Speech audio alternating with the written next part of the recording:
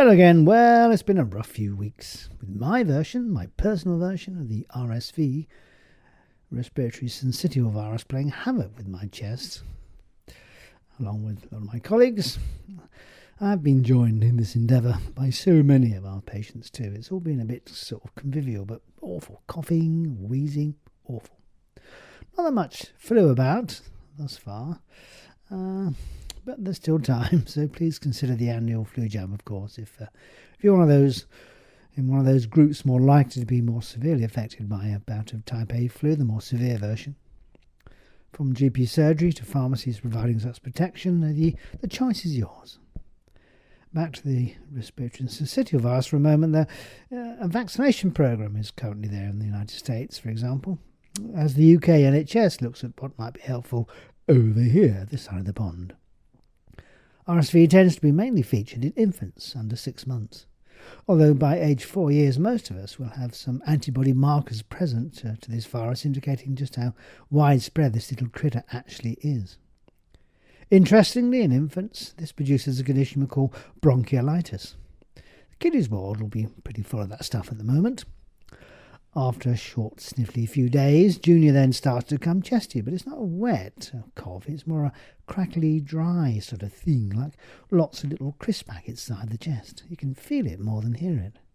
Typically lasting a few more days before it starts to improve. For some, though, it's really bad. It's awful. They really struggle to breathe, not taking enough fluid or food in, as they're just sort of too tired to do so.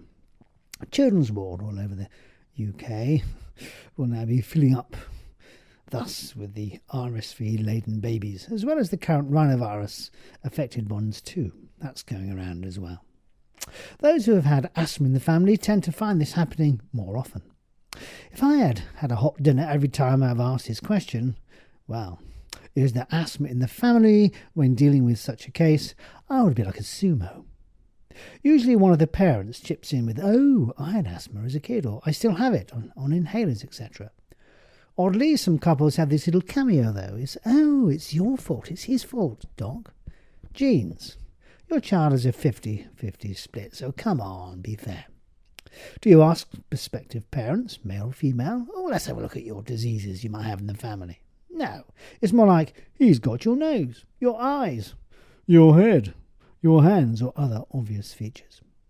It's how we all tick, and so the assisted dying issue finally had a voice, indeed. Many voices in our local House of Keys this week.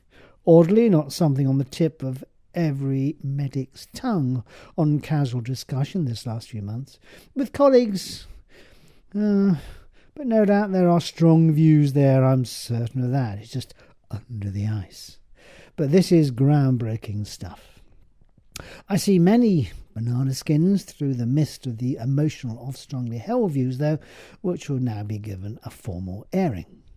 For those on the front line and in the virtual trenches, at the point of patient contact, at the person being gathered, this is something beyond compare, of course. Over here, anyway.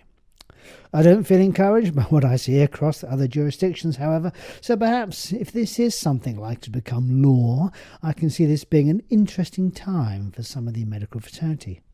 Law is one thing, law in practice being another. The practicalities being the rub.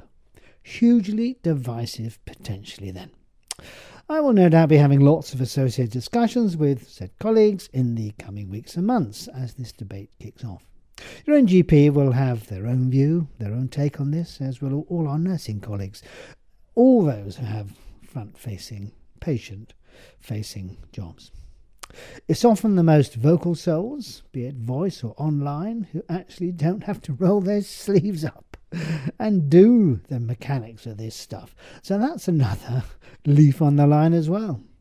I'm sure the police will know all about laws in practice, as a frontline people as they are, i.e. any law, really, in essence, has ideally to be a good law. And this will be the nub of any debate in any clauses stages as the discussion rolls on. Interesting times then. Well, we'll keep you posted. Until next time, cheerio.